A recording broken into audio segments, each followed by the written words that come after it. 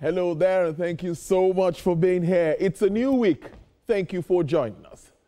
Top stories making headlines around the world of business. Governor Cardoso leads Nigeria's delegation to World Bank and IMF meetings. SEC says technology key to building investors' confidence. Asian shares suffer trade setback. Wall Street features rally. Well, let's see our commodities market. Yes, in recent weeks, gold has been trading pretty good in the market. $4,087.50 for an ounce of gold. Silver is $49.55, while copper sells for $500.45. Platinum is $1,641.90. The change for gold is positive 87.1. Silver is plus 2.3.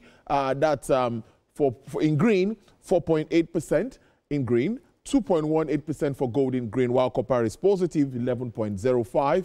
Platinum is 44.90 in positive, 2.80% for platinum, 2.26% for copper there. Now, corn, wheat, cocoa, and cotton. Corn sells for $12.75, wheat $498, cocoa is $5,848, down 1.63%, and this wheat is also down 0.10, while corn is down 0.06. Cotton is positive 0.31%, and cocoa obviously minus 97.00, positive to 0.20 for wheat now. Global markets now. Asian stocks died for cover today after fresh broadsides in the United States-China trade war spooked markets with already stretched valuations. Though there were signs risk sentiments had steadied, with Wall Street futures bouncing, a holiday in Japan and the United States made for early trading, and political uncertainty still shrouded Japanese and European assets. Nikkei was closed today, but with the ascension of a new LDP leader, Sen Takir, to Prime Minister Yoon, rebounded. Now, shares in South Korea slid 1.3%, while Australia lost 0.6%.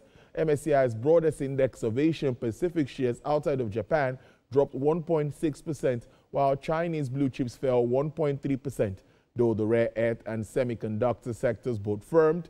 Data pointed to some resilience in trade, with exports rising 8.3%, almost twice the forecast, and imports up strongly. Wall Street was making a comeback, with S&P 500 futures rallying 1.3%, with Nasdaq futures jumped 1.8%. Eurostock 50 futures edged up 0.4%. DAX futures 0.5%, and FTSE futures 0.1%. KOSPI Australian shares, MSCI's index, CSI, bloody red, while the S&P, Nasdaq, Eurostock, DAX, and FTSE are in green. Well, let's take you to crude oil market now, where it rose today, hitting a 5-month low in the previous session, as investors hope potential talks between presidents of U.S. and China could ease trade tensions. United States West Texas Intermediate crude rose to $59.80, positive 1.53%. Brent crude futures sells for $63.65, positive 1.47%. Bonnie Light sells for $78.62, down 2.84%. And for the OPEC basket, dealers offer $67.09, positive 0.87%.